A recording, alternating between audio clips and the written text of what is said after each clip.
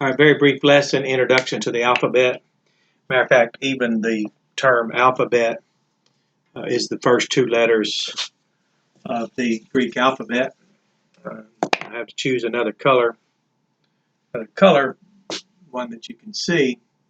So there's alpha, beta.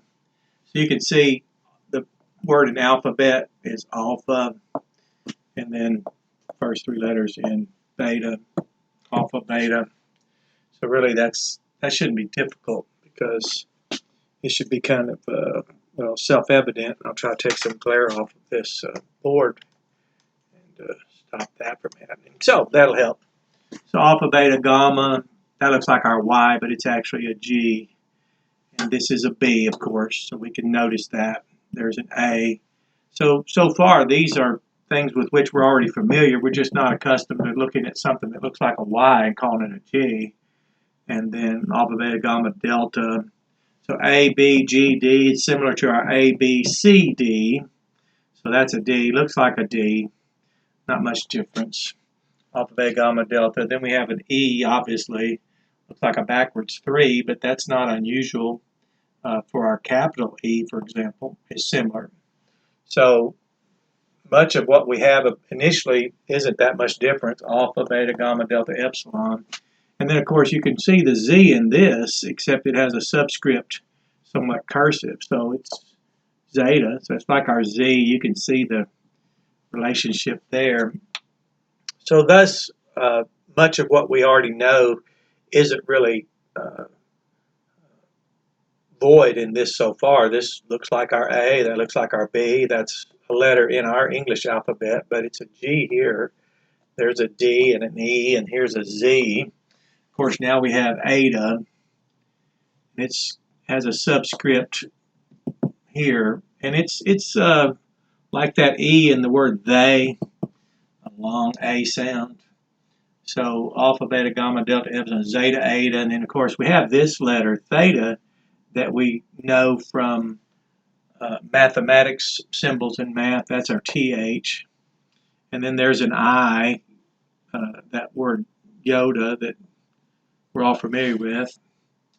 And that looks a lot like our cursive I, even the I in this, so that's not unusual. Zeta, eta, theta, Yoda. And then, well, let me move over here. This is, we have kappa, lambda, me, ni. So that's our K, L, M, N. So that's quite familiar. That is, it's not that unusual for us.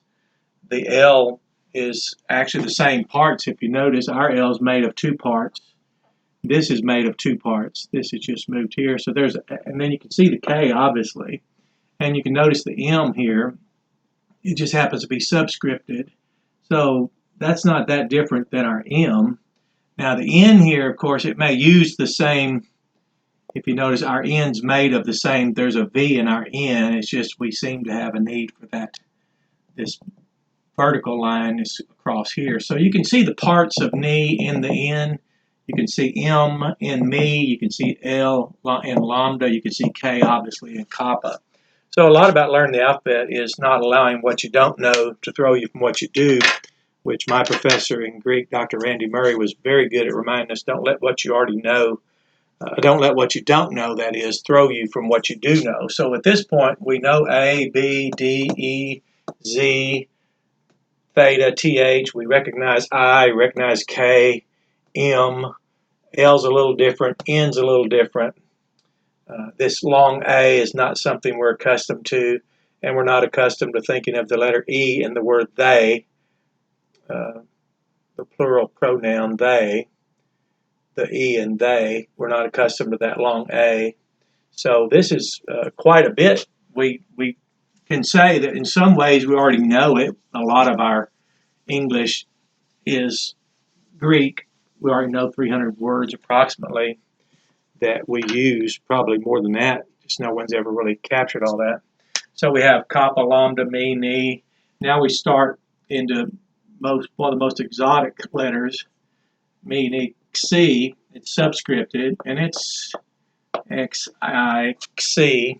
And don't worry about how to pronounce it, because when you're reading it, the pronunciation will be going on between your ears, and if you don't like the sound of your pronunciation that's going on between your ears, you can always change it. And then when you develop a habit of pronouncing them between your ears, there's no one that will ever really want you to read it unless you're in a class where you're asked to read the verse or the text and then to conjugate the verbs, decline the nouns, and then translate it. And when you do that, that will be at least a place where you want to be consistent. So if you hear someone say alpha, all you have to do is say, well, I say alpha, and then you'll sound like you're confident and you're the one that knows what you're talking about, because the best way to pronounce correctly Koine Greek is to allow someone else to pronounce it first, and then you can always correct them, because no one knows. There is no such thing as the correct pronunciation, except it be consistent and it conform to those with whom you are speaking or reading aloud in that group, because we all want to know what you're saying. But when it comes to thinking it, you can think any pronunciation you want. So here's XSI.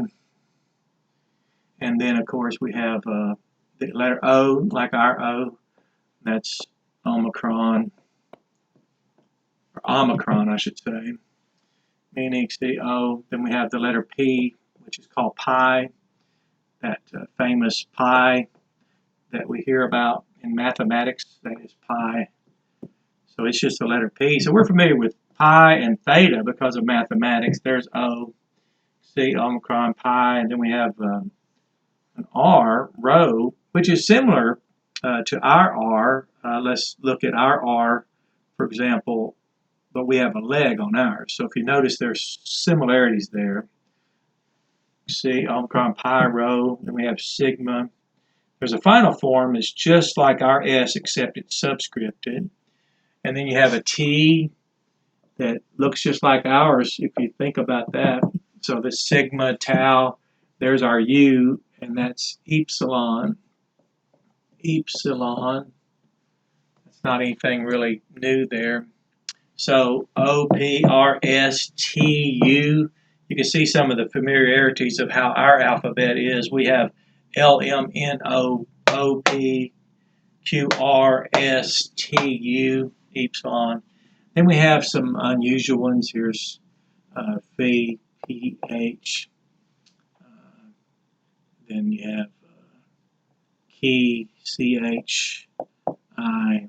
Some people say Phi, some people say Chi. Again, you won't be speaking this with people, so pronounce it between your ears unless you have a uniform way of expressing it in your class. And then you have that letter from which we get is usually the symbol of psychology, and it's PSI, of course. So this is really an unusual set of letters here. Not this one, because we're so familiar with Chi Rho, Christ, Chi Rho, the first two letters in Christ, and this is what they are. Now this is subscripted. You can see that. So that changes things a little bit. So here's Chi Rho, but here's Phi, Chi, Psi, here's Xi. But there's so much we already knew that was familiar. And of course we have a long O that we all know about, Omega. And this is a short form. Here's O, Omicron, then here's O, the long O sound. So a lot of the alphabet is something we already know. So don't let what you know throw you. But now the way I have approached it, I take a spiral notebook. I'll just show you real quick, because it's one of the things people do that actually want to master the vocabulary, master the alphabet, and find a productive way to engage your time.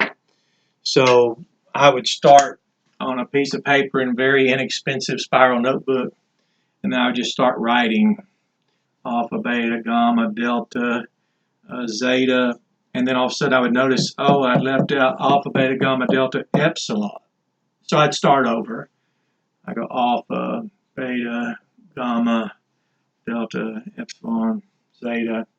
And then if I left something, I just keep writing until eventually my last row on that page, for example, would include alpha, beta, gamma, delta, epsilon, zeta, eta, theta, iota, kappa, lambda, mi, ni, xi, omicron, pi, rho, sigma,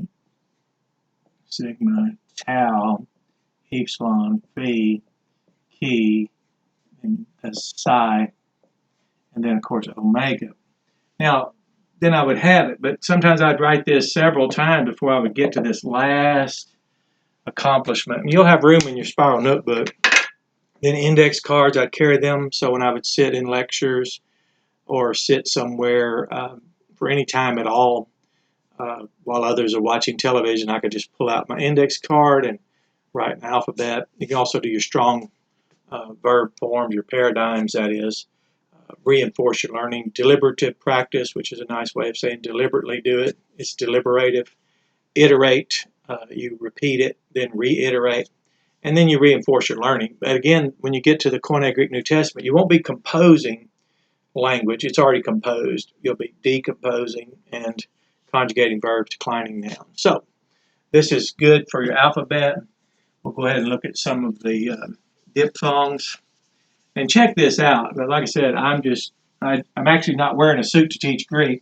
I just returned from a funeral, a dear saint, a wonderful funeral, a great young man.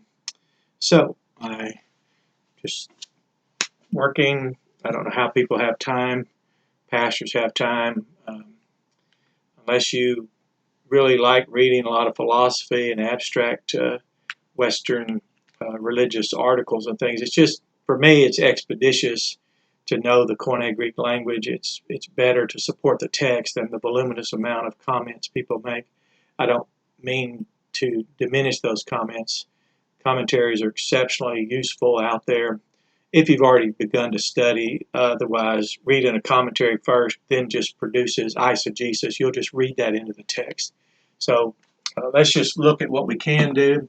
Diphthong is just two letters that form one sound, like oo, for example, in the word group. And you'll figure these out, how many's out there. And I may not get them all today, but like ow, as in kraut, something like that, if that makes sense.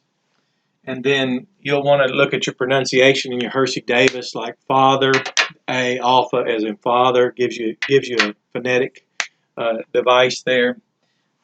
You can look at, the diphthongs, which I'm stunned. You have, and how easy these are when you remember the letters that they look like in our own language. You know, there's the thing that makes it so much easier. If you just don't remove yourself so far away from what you already know, then you can see where you already know this. You already have knowledge of these sounds. We have knowledge in our own language where words come together. And give you an example of this nice grammar book. Of course, I'm accused of all types of things, OCD, ADD, ADHD. I have to have all these colored tabs. I have to look through things multiple times. But if you're willing to do it, even if you have learning challenges like myself, for example, and let's check our alphabet, go back and make sure I didn't leave something out. Alpha, beta, gamma, delta, epsilon, zeta, eta, theta, iota, kappa, lambda, mi, xi, omicron, pi, rho, sigma, tau, epsilon, phi, chi, psi, omega. Okay, we got that. Now, the diphthongs, we have one I as in aisle, ow as in kraut, that's the word I use, and then OU here as in group. There's a couple more. EU like the word feud, Family Feud, and Steve Harvey and all that wonderful stuff. EI like in the number 8, EIGHT, there's one 8, there's oo, there's that sound like there. And then I think that's, here's one, I don't know how else to pronounce it. It's pronounced like the word we. It's UI, and then this one appears in two forms because we don't know how else to pronounce it. Eta, epsilon, it's pronounced the same way. but that won't throw you. You won't have to worry about that.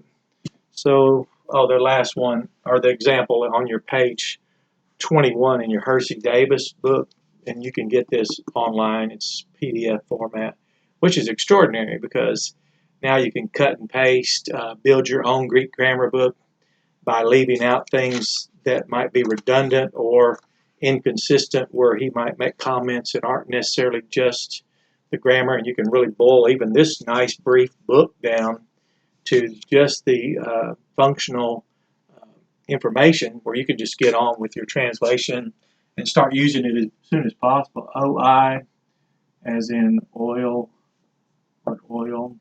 So that's just what a diphthong is. So that's not really anything unusual. Again, don't let what you don't know throw you. You'll when you see how familiar this alphabet is. So learn the letters that are so different that you wouldn't recognize them otherwise.